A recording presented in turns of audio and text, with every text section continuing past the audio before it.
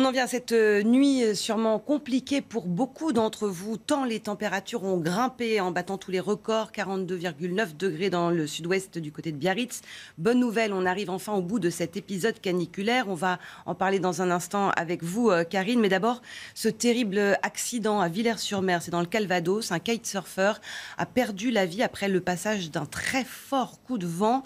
Il y a au moins 5 blessés. Le ciel s'est assombri en quelques minutes à peine. Le vent s'est déchaîné, surprenant tout le monde sur la plage. Une cellule psychologique a été mise en place et les dégâts matériels sont nombreux. Toutes les cabines de bord de mer ont notamment été détruites. Alors Karine, c'est un phénomène impressionnant qui n'était pas attendu. Pas du tout prévu par aucun organisme météo. Alors, Météo France est encore en train d'étudier le phénomène. Effectivement, ce n'était pas prévu. A priori, ce qui s'est passé, c'est qu'on aurait eu une forte instabilité au moment de la rotation des vents. Ce qui était prévu, c'est que le vent tourne au nord, ce qui a rafraîchi l'ambiance, mais ça a créé beaucoup d'instabilité car on avait un très fort contraste entre le vent frais du nord qui arrivait et l'air surchauffé qui était présent au sol.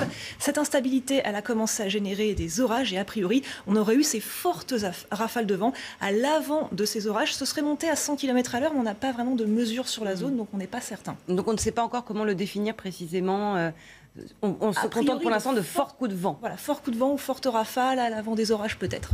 Il faut rester prudent parce que justement on attend des orages, Karine. Des orages qui sont possiblement violents à partir de cet après-midi. Il y a d'ailleurs une vigilance orange qui a été lancée par Météo France. À partir de 18h jusqu'au bout de la nuit, on pourra avoir des orages qui vont débuter sur le sud-ouest, qui vont se prolonger ensuite vers le bassin parisien et puis ensuite vers les régions de l'Est. Alors attention, ces orages, ils ont un fort potentiel de grêle, peut-être même de grêlons géants comme on l'a connu il y a quelques semaines, de fortes rafales de vent, encore une fois peut-être supérieures à 100 km/h et de la pluie très abondante sur des sols très secs, donc peut-être des ruissellements, voire des inondations. On parlait de risque d'instabilité politique tout à l'heure, là c'est de l'instabilité dans le ciel de manière assez violente, parce que ça vient conclure un épisode de chaleur très précoce, très intense. Qui a été exceptionnel avec près de 200 records quand même enregistrés hier.